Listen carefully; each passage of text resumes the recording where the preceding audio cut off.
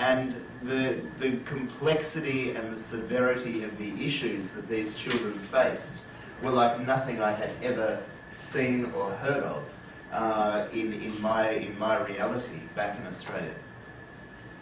And that was incredibly confronting and without any doubt changed the entire path that I set my life on. And I went back to Australia and was actually employed to work at my former high school as a student counsellor. And I returned thinking, wow, how lucky I am to live in Australia.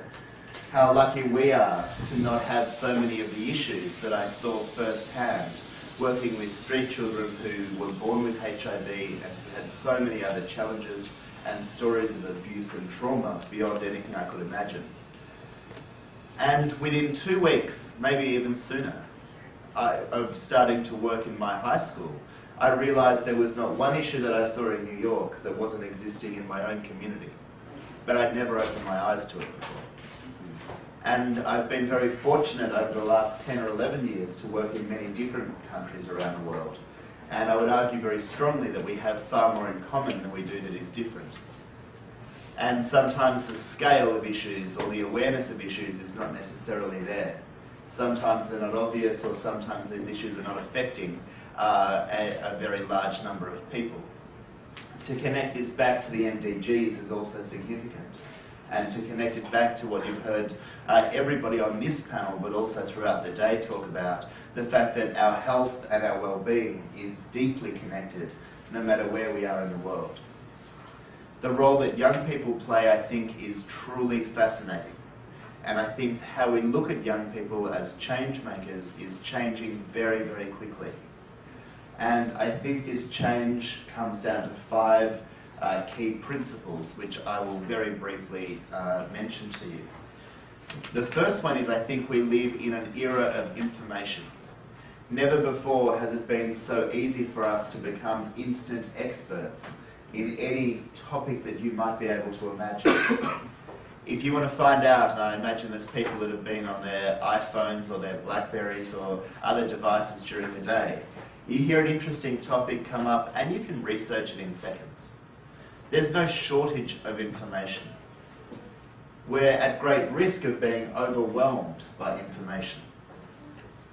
It really changes the dynamic of our learning institutions, though, that go from being, I guess, the keeper of wisdom to being a type of environment or institution that can really help facilitate learning and asking questions. So I think principle 1 is the fact that we live in this age of information. Number 2 is we have this awareness of issues and challenges that face ourselves, our communities, our world, that arguably is far greater and more insightful because of the information we have access to than anything any other generation has had. The third dimension, I think, is that we're entirely redefining community. Now, whether it is through Facebook, whether it is through finding a group of people online or somewhere else in the world who care about similar things that you do, who think in the same way you do. Perhaps they're not of the same race or religion. Perhaps they're not from the same geographic environment. But we are redefining community, and we are finding our tribe or our group of people that we can relate to in so many different ways. That brings me to the 4th point, which really is an extension of this, which goes to how do we mobilise people? How do we understand that if we've got awareness of an issue and we want to increase the level of awareness that others have around an issue, we're finding very new and very compelling ways to do this. We're able to encourage young people to be inquisitive and find out and to care more, not just about problems, but more so about solutions. And the 5th principle that I think is perhaps the most important is young people are unwilling to wait. We have an awareness of issues that affect us and others in the world. We have an issue that affects the physical environment, the political environment, the health-based environment in which we all exist. And part of what I see young people doing is holding others to account. But I don't see young people waiting for government or waiting for anybody else to create change. Without any doubt, the highest rate of growth of NGOs in Australia are those that are led by young people. And this is both good and it's both good and it's worrying. It's good because how sensational is it that I'm from a country where young people feel positively enough about their capacity to make change, where they will start their own campaign or their own organisation to make sure that a key message is heard. But we're a very small country in comparison to other parts of the world. And we probably have more NGOs per person than anywhere else in the world. And we really don't need any more. So how devastating that young people feel they have to create their own campaigns or their own mechanisms to be heard and create change. And a lot of the others that exist are very rigid or heavily structured or unwilling to change and to listen to new ideas. I'll just tell you about a couple of these organisations that have been started in Australia by young people. And for those of you coming to the conference in Melbourne, you'll have the opportunity, I hope, to see firsthand the work of some of these organisations. There's one that's connected to the global Make Poverty History campaign. And less than 1 month ago, 50,000 young Australians were mobilised using a whole range of technologies to come together and send a very clear message to our government about the amount of foreign aid that our country and that our government specifically is committing. And it wasn't done just as an online petition or an online survey.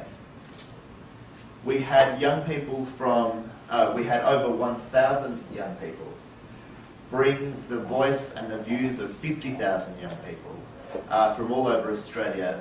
They did this large road trip on very large buses to our political capital, which is Canberra, and presented this undeniable recommendation and call to action from young people about the amount that we should be investing in foreign aid.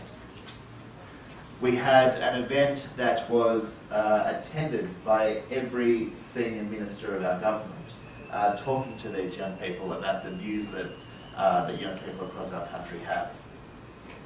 We have an organisation called the Australian Youth Climate Change Coalition, and without any doubt, that has been one of the greatest catalysts in our nation for anybody to take interest and to take responsibility for what's happening to our climate. This was not really on the agenda of our mainstream media or of any of our political parties until the Youth Climate Change Coalition was formed with literally tens of thousands of young Australians saying we won't accept no action on this. I know my time's up, but I would just in closing like to really, I guess, leave this group with a challenge that whether you're coming to Melbourne or not, these issues are affecting every one of us. And what I'm most excited about is not necessarily celebrating those young people that are creating something new, but anything we can be doing to work in a way that is far more collaborative and can really build on the strength of all of our ideas and all of our organisations, I think is absolutely the style of leadership that we need to demonstrate as we move forward in addressing many of the MDGs. Thank you so much. Thank you, Adam. And you really showed us that the sky is the limit. And it's not only for the Australian youth, but everybody sitting here. And just to sum up, I would like to say that, we've all been here since morning, and we've heard people talk about so many factors and influences which are really at the root of MDGs and what is happening. Why is it that some nations are progressing and the other nations are not, and why do we have such a problem for the MDGs? But I just wanted to say that, if we really believe in what we're doing and we're sincere in it, I think we can really go ahead. You don't need a lot of money, because that's one thing you need to realize, is because even without money, there's so many ways we can all work to make a difference. And I really like this quote by Benjamin Disraeli, who said, "The youth of a nation are the trustees of posterity." And it's not only, I would say, you are not the trustees of posterity, but you are the vehicles, and you are